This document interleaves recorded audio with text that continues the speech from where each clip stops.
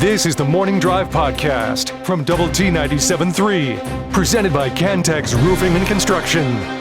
I'm Mike Hebert, owner of Cantex Roofing and Construction. Every day is game day, and we'll get it right when it comes to your roofing, construction, windows, and mirrors. Call Cantex Roofing and Construction today. Together, we are one serving you.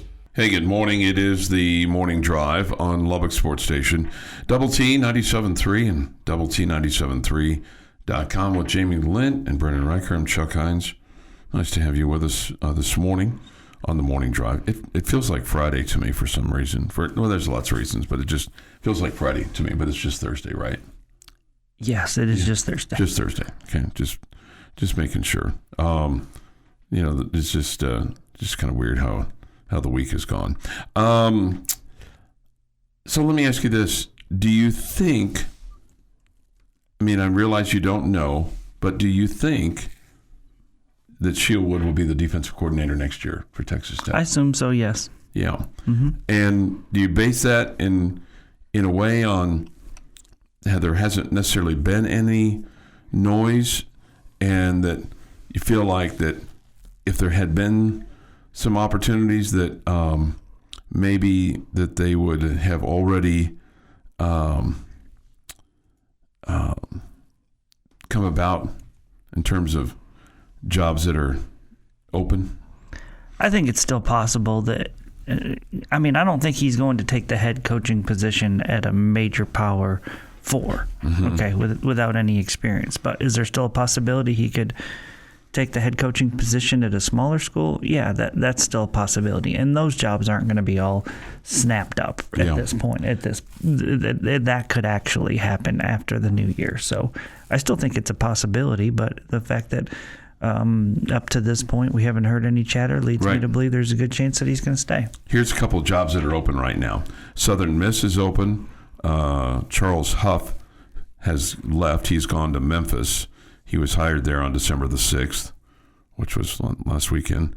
Washington State is open. Jimmy Rogers, I think that's open. And then Coastal Carolina is open. So there's not too much that's open right now. So we'll see. We'll see if something comes about. But I think you're right. I think the fact that we haven't heard a whole lot, and maybe we're going to hear in the coming days, who knows, maybe it'll be today, of a contract extension or some kind of raise for him for next year. Hope so. Maybe. Yeah, do I think he's going to retire here? No. But would you like to see, you had a really good, you had an outstanding year this year. Isn't that sometimes we get out of hand with our adjectives, or I do, but outstanding is an adjective you could use for your defense this year, right? I would agree. You might even put whatever adjective that you want with it. And you could say you achieved that this year, and you're now trying to say, okay, well, hey, we still got games left, which is just so. It's awesome. It's just so weird to think of it, because usually you think of, you have your December game and it's a bowl game, and you win or you lose, and it's on to the off season, it's on to basketball, it's on to recruiting, it's on to, hey, what do you think about this? What are our needs? No, we're still worried about this year, and you still have a lot to fight for this year. Mm-hmm. And people are going, okay, so who is available? Not who's available, but who is, what's going to happen between now and the first of the year? And you're going, okay, January 1, got a bowl game, Orange Bowl, and then after that, potentially the Peach Bowl, and then after that, National Championship. That's the plan. That's the plan, right? And, first things are first. You got to get to the Orange Bowl, and you got to take care of business there. But we'll see. We'll see if that's what's the case, and we'll keep your fingers crossed on everything, right? And make sure that you got everything going and feel good about that. You still Still feel good with your score that you gave me the other day? Are you changing? No, I just I'm nervous. I feel like this game could go either way. Mm-hmm. I am nowhere near the confidence level you are. Well, that might have been the coffee talking a little bit for me. And there wasn't anything in the coffee, but I just. That's bold. That's a whooping. I know, 35-15. Yeah. I think you said 35-10. Oh, maybe I did. You're right, I did. And Brennan said 28-17. It's not necessarily a whooping, but it's more than 24-20 that you said. Yeah. You're a little more conservative. But that falls in line. That's normally the case. Yeah, with me. that falls in line. I'm a bit of a nervous Nancy. That falls in line. What do you make of the Michigan situation? Not too much. Sound like a guy got himself in trouble. What a mess. I mean, and he's certainly not the first, and nope. Certainly won't be the last. But because of the same reasons. Yep. Right. I mean, you talk about throwing so much away. I mean, it's just, and some of the stories that are coming out, and I don't know all the details. Just the stuff that you're hearing. It seems it's craziness. It's absolute craziness. And to think that and I guess maybe Michigan probably looks at this now and goes, maybe when we discovered the cheating allegations and the sign stealing, maybe that was a sign to us that he showed a little bit of his character and all that. Yeah, that we don't have a quality guy here. Yep. And that's not the way people think, though. Chuck, I know. They just look past all of that if they think he can help him win football games. I know. It's like when you have, whether it's an employee or it's a star player, football, baseball, basketball, college, professional, heck, even high school, and he did this for us, and you look the other way, and then eventually you get burned on something like that. Eventually it comes back probably to haunt you more often than not, where you've given somebody so much rope that they're beyond hanging themselves, and then they put themselves in a bad spot and put you in a bad spot as an employer or as a college or as a professional team, and you have the egg on your face that you have. And so now Michigan's got to go, okay, who do we go hire as our head football coach? And there's the people I always feel the most sorry for, and maybe they know when they hitched their wagon to this particular head coach, but there was a guy that was just hired days ago, Jamie, from another school to be like their special teams coordinator or something along those lines, and all those guys are going to be out of jobs because the new head coach is going to come in and bring in his own people. You would think so.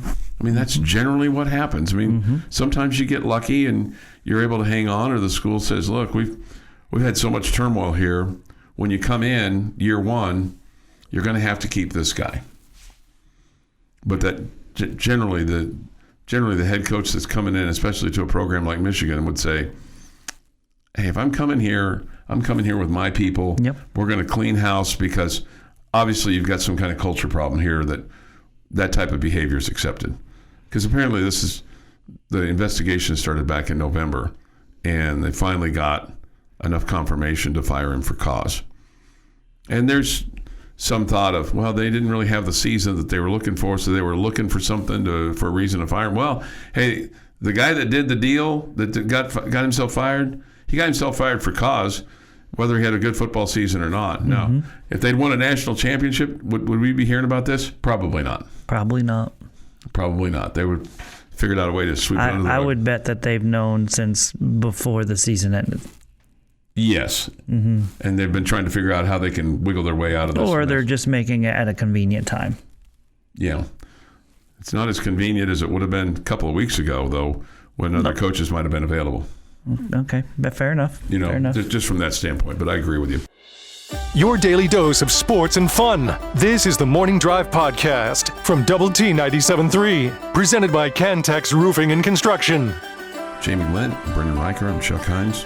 And Jamie was just telling me the Oregon quarterback is going to take a pew this week. I'm not next certain. week. I'm not certain of that. I'm just seeing that. I don't know if that's real or not, Chuck. I just see it as a rumor on Twitter, so I have no idea if that's potentially he would. Yeah. That they would sit him so that he could prepare, but that seems dangerous. Yeah. Especially if you were to put that out there, right? Right. I don't know that I would believe that. Okay. Yeah. If I was going to sit him, if I was Oregon, I don't think I'd be announcing it. No, because that would certainly fire up the James Madison boys. Yeah, I would think I would wait, and all of a sudden, on game day, he not trot out there.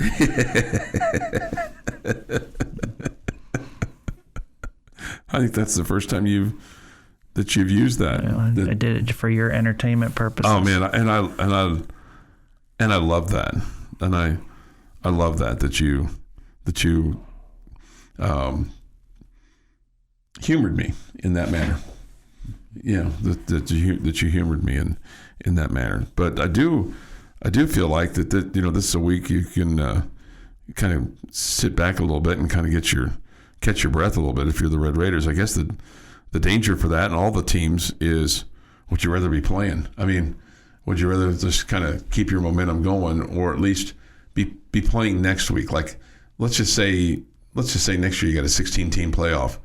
Okay, you take the week off after the conference championship game, so that everybody has a week off. Because obviously the regular season for everybody that's not playing in a conference championship game ended the Saturday after Thanksgiving, right?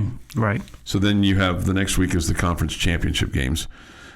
And I do think they're gonna do everything they can to keep those things as relevant as possible. But man, it's gonna start to teeter a little bit like basketball. But for the football side, there's just so much money involved. Mm-hmm. And so they have to be careful because they can't make those things where like, okay, well, they're really not meaningful. So you have players that say, or even coaches that say, there's no reason for me to play my guys in this conference championship game if there's no upside for us. For some schools, there'll be some upside. Mm-hmm. But for some, there might not be enough upside to risk somebody that's maybe not 100%. And maybe that's foolish to think, but I think with what we saw in the college football playoff rankings, that must be a very real possibility, because otherwise they really couched it like, well, Alabama wasn't penalized, but then very quickly the Big 12 people but wait a minute, BYU was. Mm-hmm. But that's not been really much of the story. The story's been more about Notre Dame being penalized. Because BYU was penalized. BYU was penalized. Yeah, but nobody cares that ultimately BYU was penalized. Right. But, well, for where BYU was, it wasn't going to matter anyway, because you were going to put one of the non-Power 4 schools in there. Yeah, and no matter if they had been penalized or not. And honestly, when you look at it, don't you? If you had to, let's just say that was us. That we were BYU this year, and we had lost to BYU twice. Would it still be do you think it'd be a hard case to make that you should be in the college football playoff? Do you think the BYU people are gritching about the fact that they didn't get in, or do they look at it and go, hey, we had our shot, because if we'd beaten Texas Tech in the Big 12 championship game, we would have been in the college football playoffs? Yeah, I think we have more quality wins than BYU does, so I think maybe we would have a little bit more of a fight, despite the fact that we had a really easy non-conference schedule. But I think that we would be able to hang our hat on a little bit more than they would. Yeah. It is interesting. The other discussion that's out there right now. Because there's probably going to be some changes, whether you get to 16 or 24. And who knows, you may be landlocked at 12 because the Big Ten and the SEC can't agree on whether it should be 16 or 24. The Big Ten wants 24. The SEC wants 16. But the other issue is these 30-minute programs on Tuesday night, and they're part of the money that ESPN is paying, and that's part of how they're justifying paying so much money, because they're selling sponsorships and advertising inside those 30-minute programs, and they're getting big viewership. And so, does ESPN say to them, all those conferences, okay, we'll stop doing the Tuesday night, but we need you to come back and take less money. Yeah, right. Right. It's not going to happen. Mm-hmm. It's not going to happen. At least I don't think it's going to happen. And then the question becomes is, can you revamp that show so that it doesn't come back to bite you like it did this week or this year? And then that just takes the teeth away from that show, right? Because then there's not the weekly discussion of, hey, this is 1, this is 2, 3, 4, and here's... Yeah, they want that discussion. They want that discussion. Driving up the interest. To me... You got to be... if they're going to learn anything from all of this, mm-hmm. is you can't make the dramatic changes like they did, with changing of Miami in front of Notre Dame. Mm-hmm. You can't make those dramatic changes on the last day. Yeah, and the other thing that I wonder here... Unless, Chuck, maybe that's exactly what they want. We're still talking about it. Yeah. I don't know.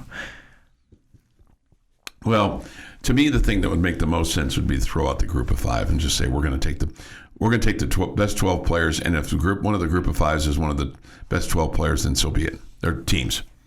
Yeah, I'm all for that. Yeah. If they're one of the best 12 teams, then they absolutely have earned their way in. So that's why I argue with people who say, "Oh, you have to give them a chance." Mm-hmm. We give them a chance. Yeah. We give you a chance. Mm-hmm. You can be one of the top 12, mm-hmm. But you're not guaranteed it. Just because you're the best in your conference, you have to be one of the top 12. And here's the deal, and I'm sure you've seen this, but if Notre Dame is in the top 12 next year, they're guaranteed a playoff spot. They're guaranteed this in the contract, which is to me ridiculous. Mm-hmm. But that's what Notre Dame negotiated. It'll be a continuous discussion, the college football playoff, and how to. But let me ask you this real quick: is it better than what we used to have? Yes. Yeah. Mm-hmm. Yeah, I agree. The Morning Drive podcast from Double T 97.3 is presented by Cantex Roofing and Construction. Hey, good morning. It is the Morning Drive on Lubbock Sports Station, Double T 97.3 and Double T 97.3.com. We'll have Red Raider basketball on the air for you Saturday morning as they take on the University of Arkansas. 10 o'clock, the broadcast time, 11 o'clock tip from American Airlines Center there in downtown Dallas. What are you looking for in this game? Well, it's a good matchup against another ranked team, so that's positive. But I think you're looking for continue to see the team play like they did last time out, when I thought they played really well against LSU. So I'd like to see you continue to shoot the ball like you did in that game. I think it's probably going to take more of that if you're going to win. Thought you played with a little more intensity on the defensive end, so I'd like to see more of that. And probably,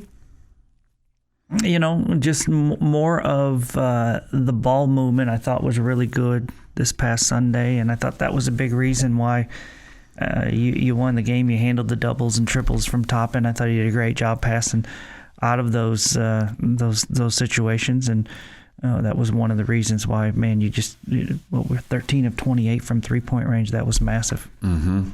And do you have a sense yet of what you feel like that this team's going to need to average 3-point wise in terms of makes per game? Because right now they're averaging 10 makes a game, almost 11 makes a game, and their opposition is at 6 makes a game. I mean, you have to take this in perspective because you've got Lindenwood and Milwaukee, but then you've got Purdue and LSU on this list as well, and about to add about that Arkansas. Do you think you need 10 threes a game to win, or can you survive with less? I don't think that way, Chuck. I think every game is a little bit different, and I mean, obviously, shooting threes and making threes is important in basketball, but at the same time, if a defense is playing you to take away the three, and you've got one of the best players in the country in your post and JT Toppin, and he's dominating, putting up 30 plus or whatever, I still think you have a good chance to win those kind of games. Toppin right now is averaging 20.8 points a ball game. He's 2 for 17 from beyond the arc, so maybe take less of those. He's made 71 field goals. He leads you in field goals made. The one thing, just when I'm looking at the statistics, Jamie, that I'm sure they'd like to fix a little bit is the turnovers. You're turning it over 11 times a game. So I don't know if that's. Do you like to be in single digits on that? I don't think that's a terrible number. Yeah, it's not. You can survive that. Yeah, your opposition is averaging a little over 12 per ball game. So not like you said, not too concerning. Something you can control that you would like to be a little bit better of is your free throw shooting. You're at 67%. Yeah, you definitely like to be better there. That's ugly. Yeah. You are out rebounding your opponents, and you'd like to see that, particularly the offensive rebounds. You have almost you're at 39 more rebounds offensively for the season so far than your opponents. So that'd be something that you'd like to see continue. And I guess too, just you'd like to see back-to-back good games, right? That'd be the step in the right direction. Just back-to-back good games. Yeah, no, another solid performance. Yeah. Yeah, I'm not saying you haven't played back-to-back good games yet, but just against good teams. Yeah, right, against good teams. I mean, you've struggled a little bit on that because you had the, Illinois loss, and you beat Milwaukee, then you beat Wake Forest, and then you got creamed by Purdue, and then you're on a little bit of a win streak right now with defeating New Orleans, Wyoming, and LSU in 3 straight games. So got a 3-game winning streak going on right now. Keep it going. Yeah, keep it going. They'll take on Arkansas on Saturday morning. Arkansas is ranked 17th. The Red Raiders are ranked 16th, and they'll take on that number 17 Arkansas Razorback team that is 7-2 on the season. And it's in terms of, if you look at their schedule so far this year, they have a loss at Michigan State, 69-66. They lost to Duke, 80-71. They did beat Louisville, 89-80. And and then they have the usual suspects. I mean, they've already played Winthrop. We're going to play Winthrop. They played Samford. They played Southern. They played Central Arkansas. Beat them like a Scottie bad Pippen dog. playing that game? Huh? Scottie Pippen playing that game? I don't even know if Scottie Pippen either A, knew they were playing, or B, went to the game. Well, yeah. That'd been fun if he had gone to the game. That'd been cool. Yeah. Right. That'd have been. Do they have a purple basketball court to match their purple field there at Central Arkansas? And not just purple, but purple and gray stripes on the field. Have you been there? I have not. I've seen pictures of it. Okay. I'm kind of a weirdo when it comes to stadiums. Like, I like seeing different facilities across college athletics, not just Division I, but just everywhere. And so I've seen a picture of Central Arkansas, and it's a very unique field, to say the least. Do you commit or subscribe to criminal activity to get into these facilities? Absolutely not. Okay, because Jamie breaks and enters into the various facilities. Hey, I've walked into the Liberty Bowl untouched, and the gates were open. Every gate in that stadium was open, so went down to the field. You felt like you were welcome. I don't do anything illegal ever. I just, if it's open, I walk in, act like I've been there, or I should be there. You don't climb the fence, though. I don't. Yeah, I'm not climbing any fences or anything like that. The gates were open at Clemson, and I went down to the field at Clemson. Okay. And that was kind of cool. Their stadium's not. It's not as nice as a Williams-Brice Stadium in Columbia. I was shocked in Florida a couple years ago. You can just walk right down there, get on the field. Yeah, I had that experience at Virginia Tech. I walked in. Sandman was not playing when I walked in, but I mean it was, it was there. So Mariano Rivera was not pitching? No, he was not. He was not. Nor was the football team coming out. But yeah. And I don't know who was first. I'm going to guess Mariano Rivera was first on that. I don't know the answer to that. But they do the Enter Sandman there too. Mm-hmm. But it's funny. Some people think of, when they hear Enter Sandman, they think of Virginia Tech. Not me at all. I didn't even know until this year that they did that. Or maybe it was last year that Clint told me that. But I think of Mariano Rivera. I'm with you on that. And probably a lot of college football fans don't ever think of Mariano Rivera. Yeah, I'm with you on the Enter Sandman for Mariano Rivera. And I'm with you on the didn't know that I'd been doing that for X number of years, whatever. This is the Morning Drive Podcast from Double T 97.3, presented by Cantex Roofing and Construction. Next, Jamie's question of the day. Jamie's question of the day on Double T 97.3 is brought to you by Connecticut of West Texas.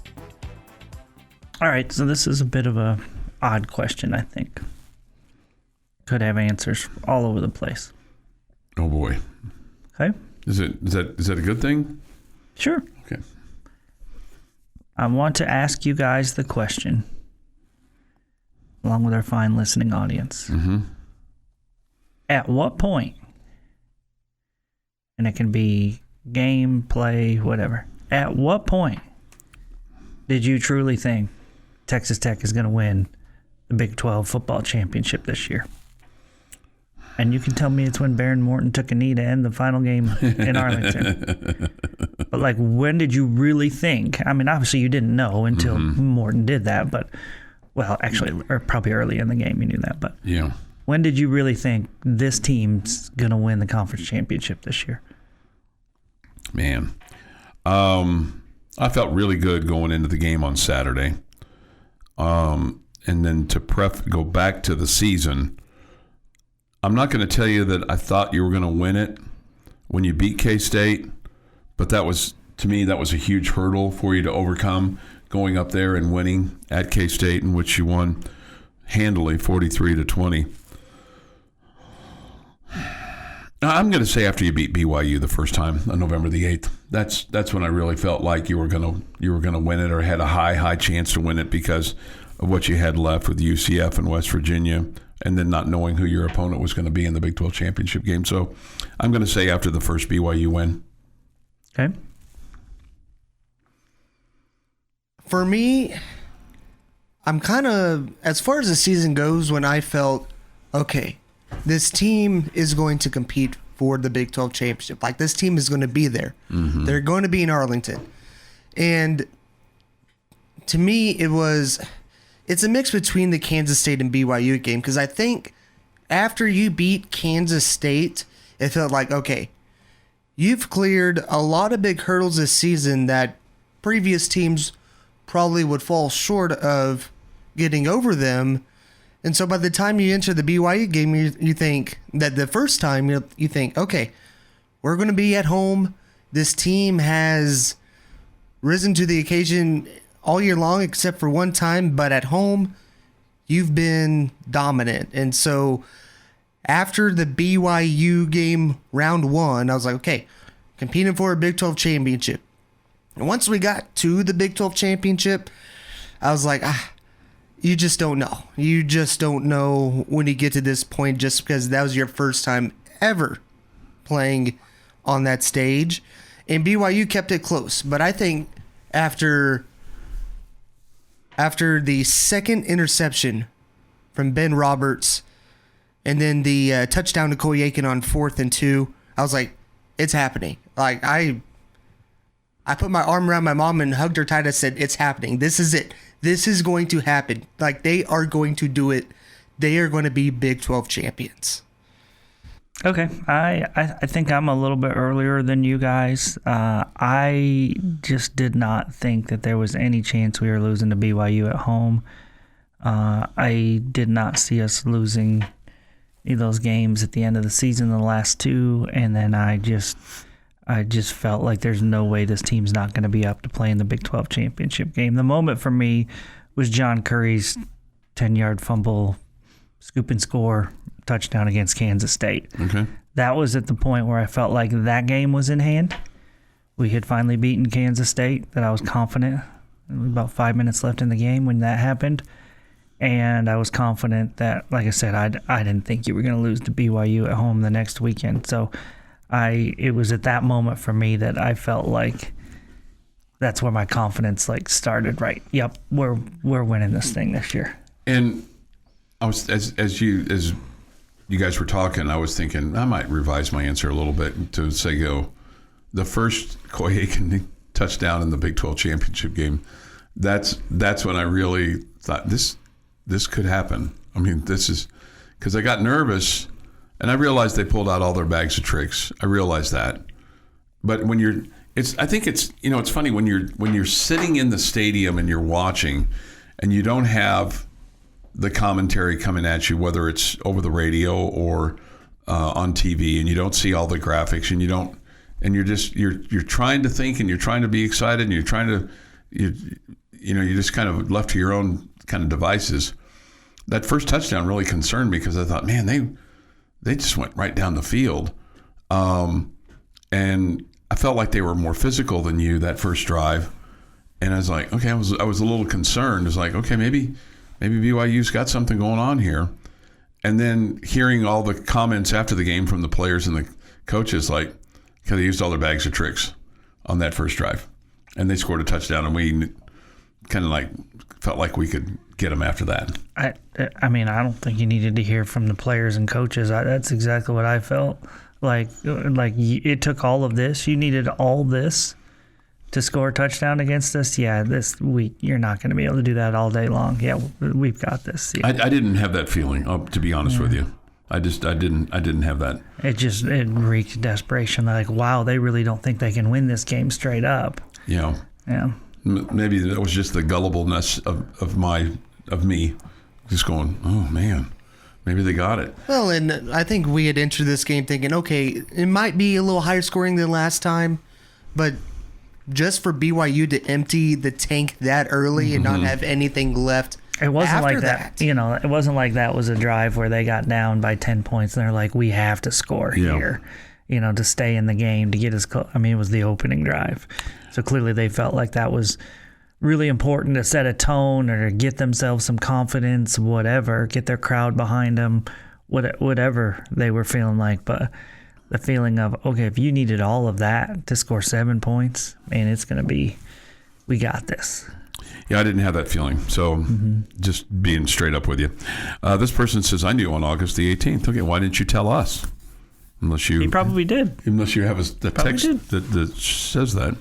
Early in the BYU game is when I knew. Okay, Syntax Hank says, after we throttled West Virginia, there was absolutely no let down and let up. Okay.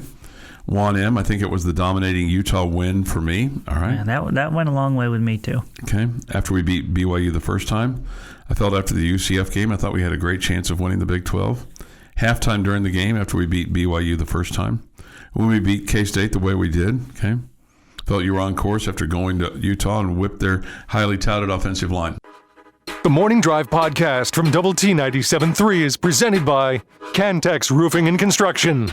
8:02 this morning here on the Morning Drive, hour 3 of 3. No bumps or bruises yet this morning, Jamie. It's good. Yeah, Brennan, we're smooth sailing. We're like the second snowplow that goes through. Just taking the little bits left on the road and just scooping them to the side. Well, we're in the home stretch of the fourth quarter, so there's still plenty of time to pick up those bumps and bruises. You're probably right about that. You've been here before. We come to you, Jamie and Brendan and I, from the First United Bank studio, and anxiously await your thoughts and comments on the Yates Flooring Center chat line, also the Visual Edge IT hotline. If you care to weigh in, you certainly can. We get this, BYU's, we were talking about when did you think you were going to win the Big 12 championship, what point in time of the season. That was Jamie's question of the day.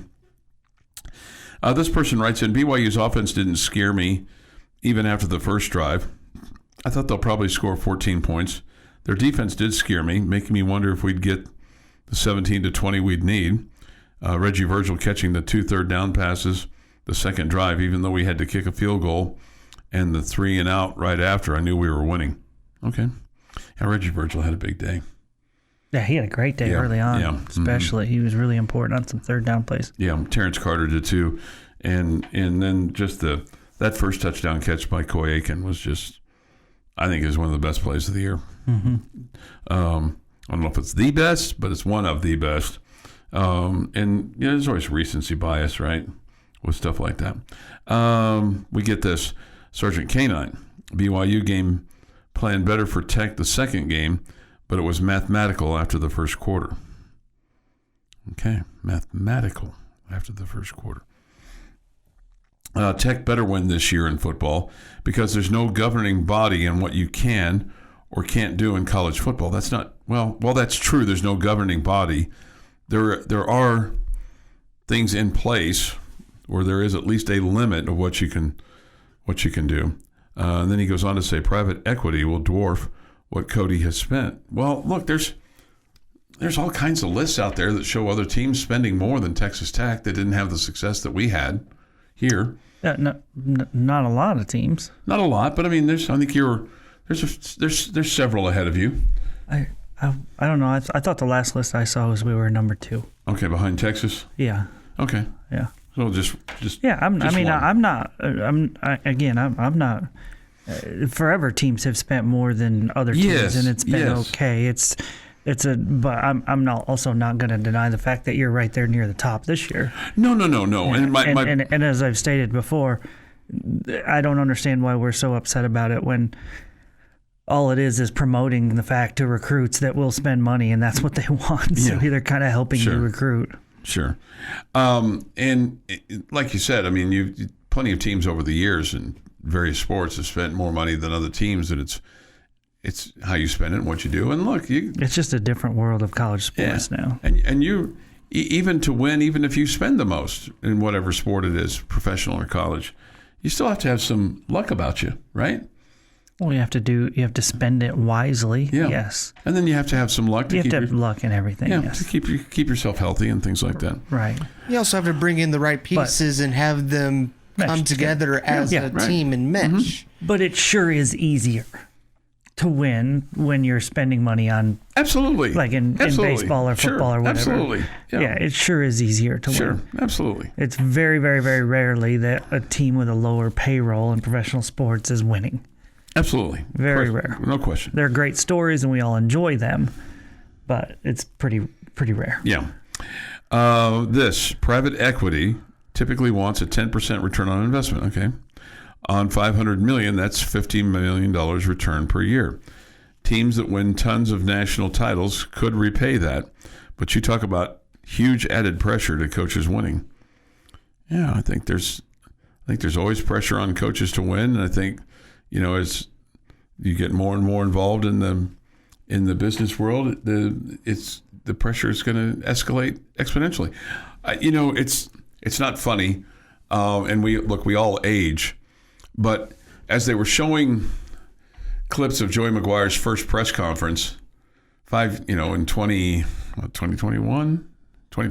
Okay, so 4 years ago, and then you see him today, he's aged. I mean, we all age, but that jet black hair is gone. There's some silver in there now too, and you would understand that just with the pressures of running a major college football team. It's got to happen. Just like we see this all the time with the president. The president, what he looks like at the beginning, what he looks like at the end, is a different guy. Mm-hmm. Even though there's only 4 years, you got the weight of the world on you.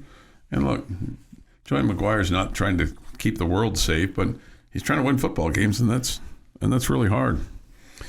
The Utah private equity deal is not a gift. Okay, yes, I understand that. They're essentially assuming control of Utah athletics, meaning they will have influence over everything money related. Yeah, and one of the things that I've read about this is they've said, well, they're not going to make coaching decisions. Okay, well, when when you have other people that are providing the gold, it's the old he who has the gold makes the rules, right? And at some point in time, the people that are providing the most are going to want to have some influence into how decisions are being made. It's only natural. Right. It's happening here. Let's not be naive. Oh, no question. I mean, it's happening here, and it is what it is. It happens everywhere. Yeah, it happens and it's everywhere. happened for a long time. Yes, as far as donors that are donating money. Yes. Yes. And you have to, and it's up to Kirby Hocutt and his crew to manage those expectations as best they can, and that has got to be extremely difficult to manage those. I mean, let's face it, you're managing egos, you're managing, how you want to guide and shape and do things. And, sometimes you have to you always have to in life give to get. You just want to make sure you don't give up too much with what you're getting. Or if you give up a bunch, you want to make sure that you're getting a bunch too. So it's a real balancing act. I mean, and I'm sure people are still trying to figure it out. I certainly understand that. And it's tough. Utah sold their souls to the devil. That will end terribly. How do you know that? How do you know that our deal might not end terribly at some point in time? I tend to lean towards the texter and thinking, man, this is really interesting. It's not going to go well. I mean, obviously, I don't know. Yeah. But it reeks of desperation. It does. And if you're Utah and your two quote unquote biggest rivals right now and the football and the Big 12, Texas Tech and BYU are doing what they're doing, and they have the finances that they have, you got to do anything possible to make sure you can keep up with them. And I think it's a struggle, but I think I think desperation, but they're doing anything they can. They're trying to figure it out. Yeah. This has been the Morning Drive Podcast, presented by Cantex Roofing and Construction. Check out our library of Double T 97.3 podcasts at doublet97.3.com.